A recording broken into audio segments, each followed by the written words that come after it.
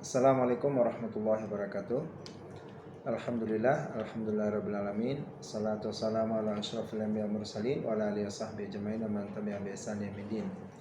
Selamat berjumpa kembali dalam pertemuan suasana sore yang kita nikmati pada hari ini. Mudah-mudahan hari yang penuh berkah dan kita selalu dalam keadaan sehat, dan insyaallah hari-hari kita dijalani dengan penuh ridha dari Allah Subhanahu wa taala. Baik, pada pertemuan kali ini kita akan membicarakan tentang bagaimana meningkatkan rasa peduli dan kolaborasi di antara umat Islam. Kita tahu tantangan kita sehari-hari ini, baik itu sebagai umat dan juga sebagai bangsa, itu semakin banyak dan semakin beragam. Tapi ada satu kata kunci yang sangat penting dalam kunci kesuksesan masyarakat muslim, yaitu ibadah kita yang paling dalam, salah satunya adalah rasa peduli dan mau berkolaborasi. Allah SWT menyebutkan wa ta'awanu 'alal birri wat taqwa wa la ta'awanu 'alal itsmi wal 'udwan. Bekerja samalah di atas kebaikan dan ketakwaan, dan jangan bekerja sama di atas dosa dan permusuhan. Ada beberapa prinsip dasar dalam membangun rasa kepedulian dalam Islam. Yang pertama, Allah meletakkan rasa peduli itu akan dimiliki dengan porsi yang lebih bagi orang yang memiliki hati nurani dan juga memiliki kemauan atau tekad yang kuat. Allah menyebutkan dalam Al-Quran surah Al-Imran 159, wa bima rahmatin minallahi linta lahum wa la kunta faddan ghalidhal qalbi lan faddu min hawlik fa'fu anhum wastaghfir lahum wa shawirhum fil amri fa idza azamta fatawakkal 'ala Allah innallaha yuhibbul mutawakkilin. Jadi salah satu rahmat Allah yang diberikan pada kita umat Islam, fa bima rahmatin minallahi linta lahum, maka dengan rahmat Allah, kata Allah, wahai Muhammad, kamu telah berlaku lemah lembut kepada mereka. Jadi kelembutan hati itu adalah satu konsep yang mendasar dalam Islam. Jadi siapapun kita, berusahalah meraih hati yang lembut, karena itu kunci kebaikan. Jadi tidak ada kelembutan dalam diri seseorang illa zanahu, kata Rasulullah SAW, kecuali akan menghiasi kepribadiannya. Dan itu bukan sekedar hiasan, tapi kekuatan dalam dirinya. Makanya Allah menyebutkan salah satu rahmat Allah pada Nabi kita dan umat Islam, yaitu memiliki hati yang peduli dan lembut. Jadi hati yang lembut inilah yang suka peduli sama orang lain. Dan walaupun tafadhan ghalidhal qalbi, kalau kamu berhati keras dan memiliki hati yang fadhan ghalidhal qalbi, yaitu suka bersikap kasar, lan faddu min haulik, tidak tercipta komunitas yang bersatu, komunitas yang menyatu hatinya. Masyarakat muslim yang penuh berkah akan susah diraih oleh umat kita atau umat Islam. Makanya lan faddu min haulik, semua akan bercerai-berai, berhamburan ke timur dan ke barat, dan tidak bisa meraih rahmat sebagai rahmatan lil alamin. Jadi Allah Subhanahu wa taala melanjutkan fa'fu anhum, dan sifat lembut ini juga berdekatan supaya kita peduli sama orang lain. Kita punya sifat suka pemaaf, fa'fu anhum. Dan pemaaf ini bukan sekedar mau memaafkan, tapi suka malah mendoakan orang lain.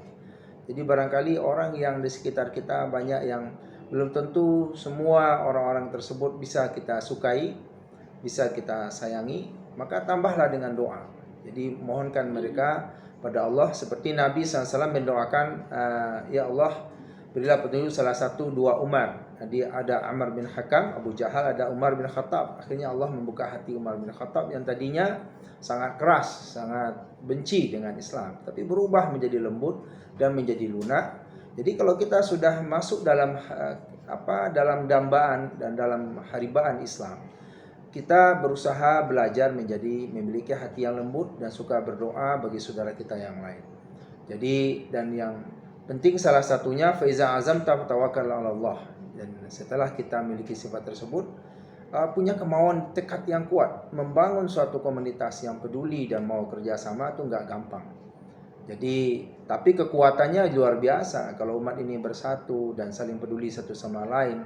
Dan kita melihat bagaimana dalam Islam perempuan yang bertobat jadi pelacur dengan peduli sama anjing saja bisa masuk surga.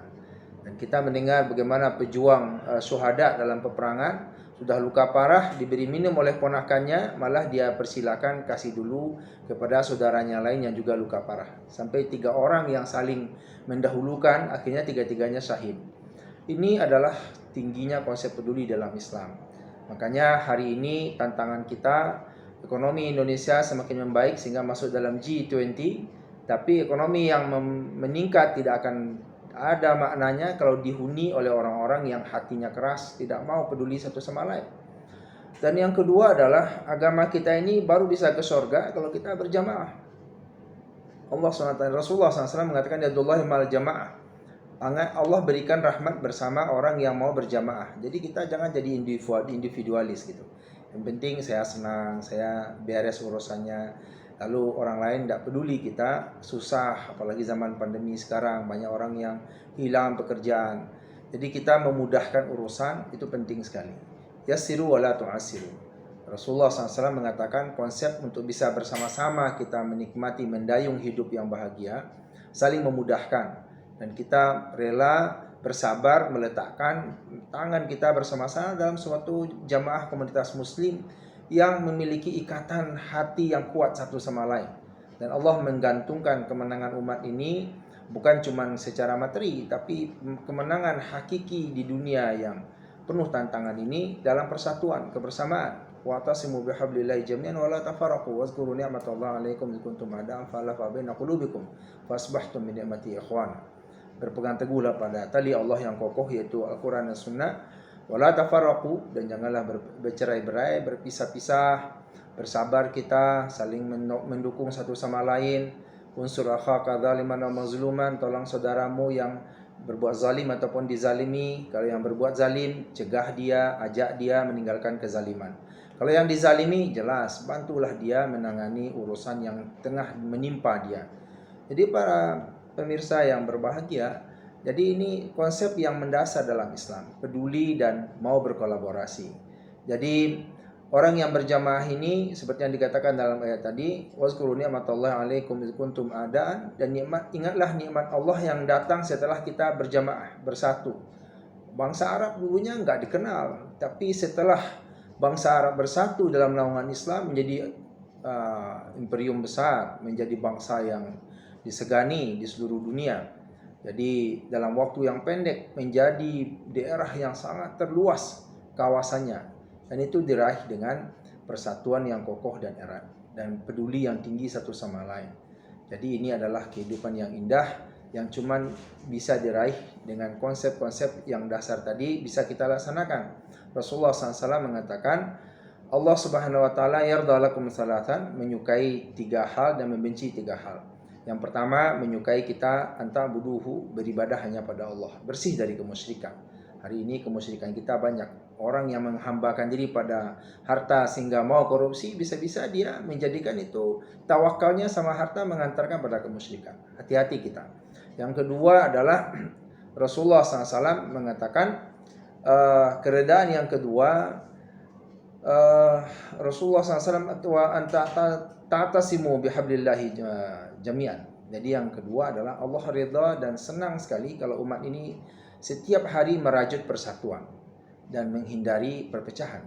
Dan yang ketiga, kata Rasulullah SAW, saling memberi nasihat. Jadi kita juga kalau menerima nasihat tersenyum dengan hati tenang menerima nasihat tersebut. Karena juga salah satu penyebab kehancuran dan ketidakbahagiaan dalam hidup adalah sukar menerima saran dan nasihat orang lain. Nah, ini adalah hati yang membeku, hati yang juga pada akhirnya ini namanya hati yang sombong. Kita berhati-hati karena kesombongan adalah salah satu penyebab pemantik bibit perpecahan. Sehingga Rasulullah SAW mengatakan tidak masuk ke surga orang yang hatinya ada kesombongan walaupun sebesar zarrah, itu biji yang sangat kecil. Dan salah satu ciri-ciri kesombongan adalah pertama suka memandang rendah orang lain, yang kedua adalah dia menolak kebenaran. Jadi batarul haqqi, kata Rasulullah SAW, yaitu tidak rela menerima kebenaran karena ya dia merasa dirinya lebih hebat, tidak pernah ada hal-hal yang perlu menerima dari orang lain. Nah, ini menghalangi kita bersatu. Jadi kita lapangkan hati kita buka perasaan kita letakkan diri kita, jangan jadi gelas yang penuh, masih bisa diisi oleh orang lain, sehingga kita tumbuh menjadi insan-insan yang mengokohkan pilar-pilar persatuan umat. Jadi yang terakhir ada 3 hal kata Rasulullah SAW yang dibenci juga. Yang pertama adalah sifat yang sangat dibenci oleh Allah Subhanahu Wa Taala, yaitu qila wa qala, gunjingan yang menyebar dengan sangat pesat dan luas. Sekarang ini dengan medsos bisa menjadi wahana kebaikan, bisa menjadi senjata yang sangat mematikan. Jadi mematikan karakter orang, dan kita hati-hati kalau ada berita yang negatif. Allah menyebutkan berita negatif itu udah cenderung dosa. In ja'akum fasiqun binaba'in fatabayyanu. Kata Allah Subhanahu Wa Taala dalam surah Hujurat, kalau datang berita yang negatif, orang yang fasik membawa berita negatif, itu fasik. Nah, fatabayyanu, kita pasang kuda-kuda yang kokoh, yaitu hati-hati, periksa dahulu, teliti berkali-kali, baru kita komentar dan ambil sikap. Jangan terburu-buru. Hari ini kita dapat berita langsung forward, padahal beritanya belum tentu benar. Dan itu dikatakan Rasulullah SAW, al-ajalah minasyaitan. Tergesa-gesa itu dari setan. Wa ta'ani minallah. Hati-hati itu dari Allah. Jadi kita perkuatlah basis-basis pribadi kita. Kita bukan sempurna, semua kita sedang menuju Allah Subhanahu Wa Taala, dan perjalanan kita selama menuju Allah ini banyak kelebihan dan kekurangan yang terjadi sepanjang jalan. Tapi kita mohon pada Allah diberi kekuatan menyempurnakan yang kurang-kurang dan melengkapi diri kita supaya kita bermuara pada ridha Allah Subhanahu Wa Taala. Demikian saja pada kesempatan kali ini, mudah-mudahan bermanfaat. Wabillahi taufiq wal hidayah. Subhanakallahumma bihamdika asyhadu an la ilaha illa anta nastaghfiruka wa natubu ilaik. Walhamdulillahirabbil alamin. Assalamualaikum warahmatullahi wabarakatuh.